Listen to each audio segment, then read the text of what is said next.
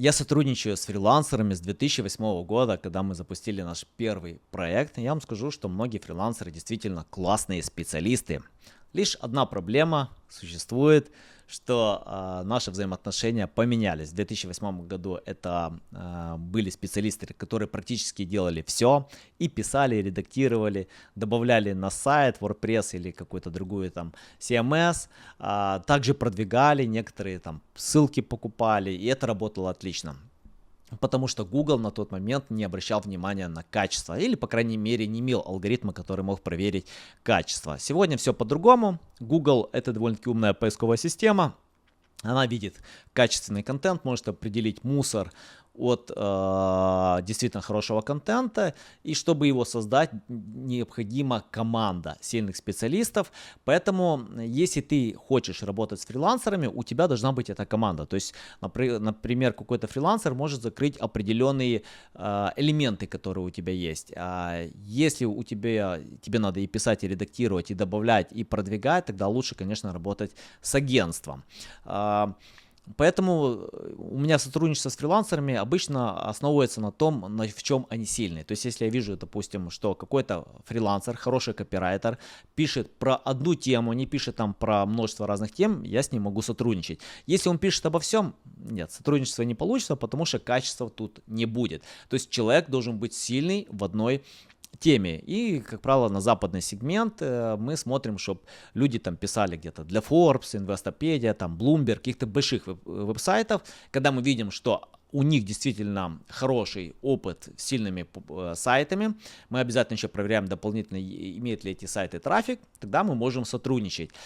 Если же любой фрилансер предлагает мне много работ и писать на разные темы, плюс дизайн, девелопмент, я никогда с ними не сотрудничаю, потому что качества там не будет.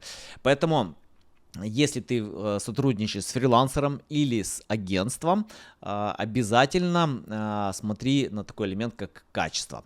И в этом видео я хочу показать тебе, как работает искусственный интеллект-агент, AI Agent. На Западе сейчас очень популярно. Мы создали своего агента, то есть вот смотри на моем экране, я вот проверил какой-то рандомный сайт, я нашел его в интернете, и тут давайте просмотрим вторую страницу.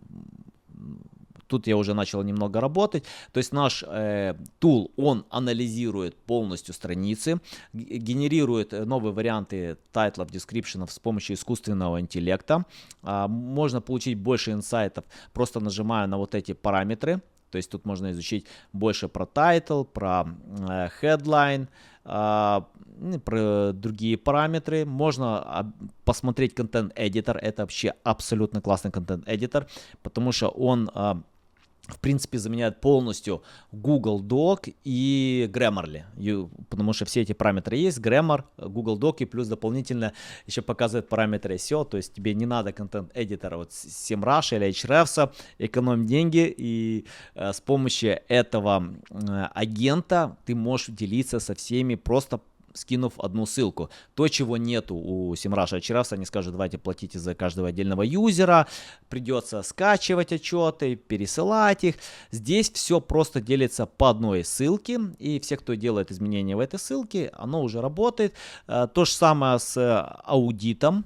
Допустим, проверим вот эту страницу, смотрите, вы хотите переписать метаинформацию или контент, все, что вам необходимо, нажать на AI, получить дополнительные варианты от AI.